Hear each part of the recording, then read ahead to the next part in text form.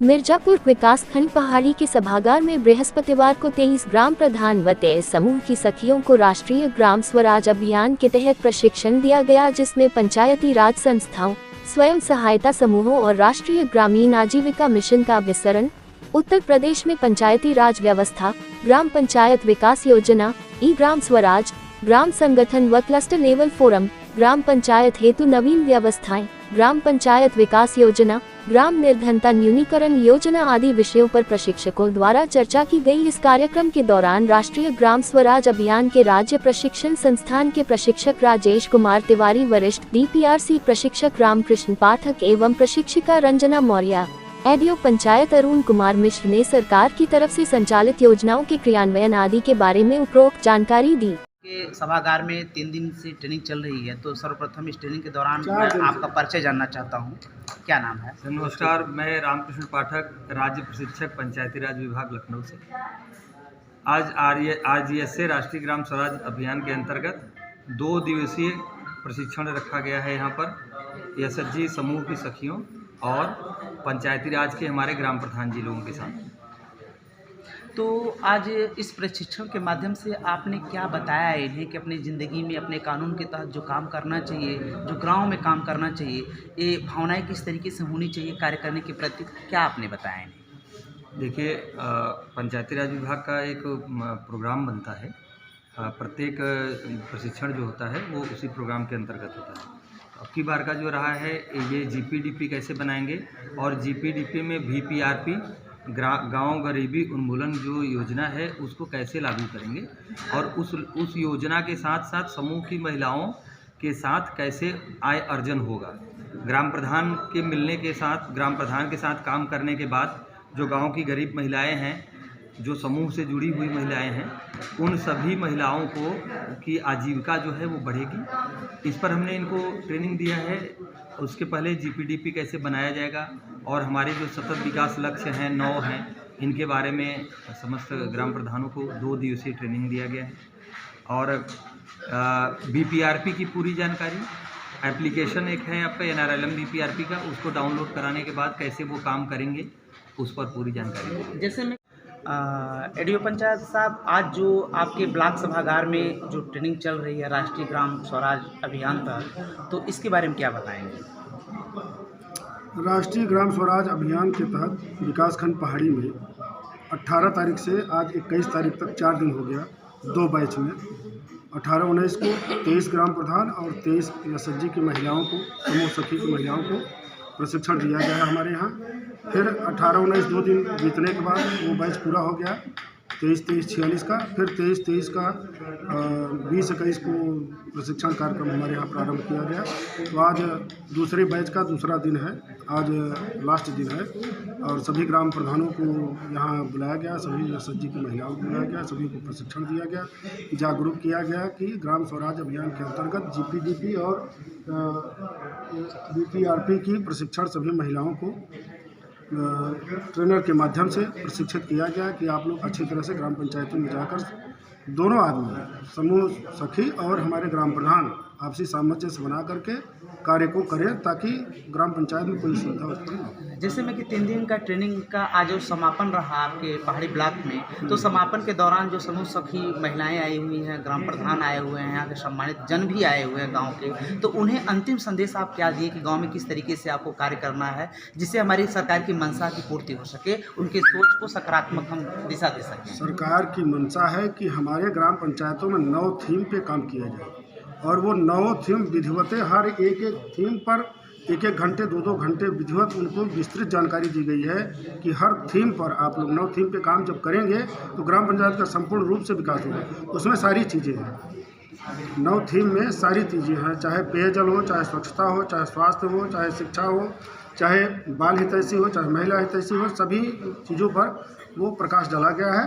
तो ग्राम पंचायत का विकास सभी ग्राम पंचायत के प्रधान के माध्यम से और समूह सखी के माध्यम से किया जाए। सर्वप्रथम मैं नाम चाहूँगा, क्या नाम है आपका? जी, मेरा नाम रंजना मौर्य, मैं मिर्जापुर से हूँ और इस विभाग में नारलम पद पे महिलाओं को कुछ जानकारी देने हैं। कितने दिन की ट्रेनिंग दी आज? ये हम 2 दिवसीय था, यहाँ पे 2 शिफ्ट चला है, तो दो दिन मिला के 4 दिन मिला ये चला है। क्या क्या बताया गया आज के प्रशिक्षण में? हम महिलाओं को बताए हैं सबसे पहले गांव में समूह बनाएंगी, फिर किस तरीके से बनाएंगी, उसमें कौन कौन से फंड आते हैं, तो वो अपनी आजीविका बढ़ाने के लिए कैसे तैयार करती हैं महिलाओं को। और फिर इनको पंचसूत्रा का पालन, हमारे समूह बीच में टूट न जाएं, इसलिए पंचसूत्रा का पालन बताए हैं कि किस तरीके से आप ऐसे इसको पालन करेंगी तो हमारा समूह आगे बढ़ता रहेगा। जैसे में कि महिला हितैषी गांव के बारे में आप बताई हैं महिलाओं को कि किस तरीके से हितैषी पूर्वक हमें व्यवहार करना चाहिए, रहना चाहिए, तो इसके बारे में क्या ट्रेनिंग दी है आप? महिला हितैषी जैसे हमारे गांव में महिलाओं के हित के कार्य होने चाहिए। तो अब ये क्या है कि हमारे प्रधान जी और महिलाएं, समूह की महिलाएं जो हमारे समूह सखी हैं, आपस में इनको जोड़ा जा रहा है। ये दोनों साथ में काम करेंगी अब बैठ के एक गांव में, जिससे हमारी समूह की महिलाएं अपना बैठक कर लेती थी। हमारे प्रधान जी को पता ही नहीं चलता था कि हमारी समूह की महिलाएं कौन सा बैठक कर रही हैं, समूह का है, ग्राम संगठन का है, या हमारे प्रधान जी का ही 2 बैठक होता है रबी और खरीफ की, तो कौन सी कब हो रही है हमारी समूह की महिलाओं को तक ये आवाज़ ही नहीं पहुंचता था। वो जान नहीं चाहती, जानना चाहती थी लेकिन उन लोग तक ये पहुंच नहीं पाता था। जो स्वास्थ्य गांव, निर्मल गांव बनाने के लिए आपने ट्रेनिंग दिया, तो स्वास्थ्य गांव कैसे बनाएंगे, क्या किस विधि से आपने इन्हें ट्रेनिंग दी है?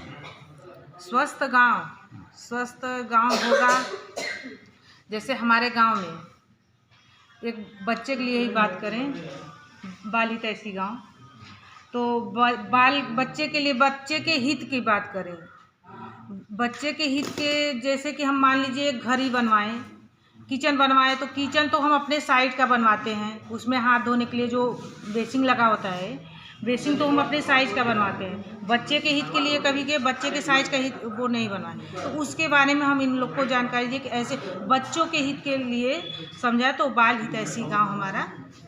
जैसे में क्या 21 से फिर सरकारी ऋण के माध्यम से वो लोग रोजगार कर रही हैं, लेकिन अगर उसमें ग्राम पंचायत का सहयोग हो जाता है और प्रधान और ये दोनों लोग मिल करके एक अच्छी कार्य योजना बना करके जब काम करेंगे तो गरीबी उन्मूलन की अच्छी कार्य योजना भी बनेगी और ग्राम पंचायत में गरीब रोजगार अच्छे रूप में मुहैया कराया जा सकता है। जैसे में ट्रेनिंग के माध्यम से आपने बताया है कि हर गांव में हर घर पे जल की पूर्ति होनी चाहिए, स्वच्छ जल मिलना चाहिए, तो इसके बारे में ट्रेनिंग के दौरान क्या दिए हैं आप? देखिए, भारत सरकार जो ग्राम पंचायत की जीपीडीपी कार्य योजना बन रही है वो 9 थीम पर आधारित बन रही है।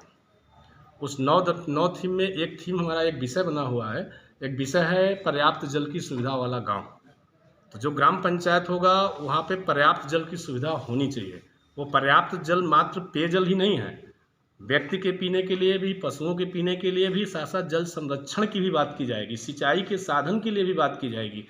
इस प्रकार से पर्याप्त जल की सुविधा वाला गांव, उस विषय पर ग्राम पंचायत की कार्य योजना तैयार की जाएगी। जैसे में कि ग्राम प्रधान को ट्रेनिंग देने के दौरान आपको क्या लगा कि ग्राम प्रधान इस ट्रेनिंग को कहाँ तक अर्जित किए और क्या अपने जीवन में प्रैक्टिकल रूप में कार्य को कहाँ क्या परिणाम देंगे? ग्राम पंचायत इस ट्रेनिंग को अच्छे रूप में प्रधान जी लोग अनुसरण किए हैं और अपनी कार्य योजना में इसको लेकर के अपने ग्राम पंचायत में कार्य भी कर रहे हैं। जब कोई भी चीज़ नए रूप में आता है और काम करना पड़ता है तो निश्चित है कि थोड़ी समस्याएं तो उनके सामने आती हैं, लेकिन उन समस्याओं का निस्तारण करते हुए सभी प्रधान हमारे काम कर रहे हैं। जैसे में इस ट्रेनिंग के दौरान कितने भी ग्राम प्रधान आपके इस कार्यप्रणाली में सहभागिता लें और मीटिंग के अटेंड किए? लगभग इस विकासखंड के 90% से ऊपर ग्राम प्रधान जो है उपस्थित रहे हैं और उन्होंने प्रशिक्षण की जानकारी लिया है। जैसे में कि स्वच्छता अभियान गवर्नमेंट का बड़ा फोकस है, बड़ा जोर है कि गांव में, शहर में, स्कूल में, विद्यालय में, हॉस्पिटल में, ब्लॉक में स्वच्छता के प्रति विशेष ध्यान दिया जाए। तो इस ट्रेनिंग के दौरान आपने क्या निर्देश दिया स्वच्छता के प्रति?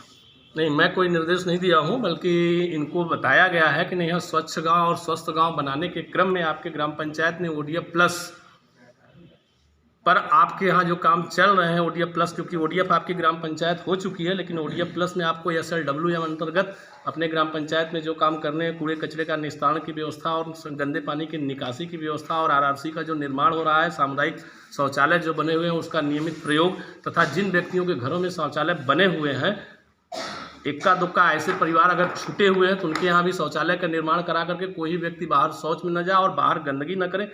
नियत स्थान पे ही जहाँ कूड़ा फेंकने का स्थान है वहाँ वो कूड़े को फेंके, वहाँ से उसको RRC पर ले जाया जाए, जिससे कि ग्राम पंचायत हमारा स्वच्छ होगा था, गाँव के लोग भी स्वस्थ होंगे।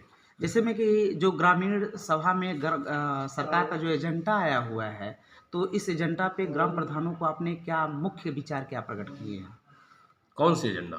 बहुत से एजेंडा है, जैसे स्वच्छता है, जल है। 9 बिंदु पे ही जो कुछ है, 9 थीम ही है हमारी की, वही कार्य योजना तैयार होगी। 9 थीम के बारे में हमारे प्रशिक्षकों ने कल विधिवत जानकारी दिया है ग्राम प्रधान को एवं स्वयं सहायता समूह के महिलाओं को, और उसी 9 थीम पर चाहे कोई भी काम ग्राम पंचायत में होगा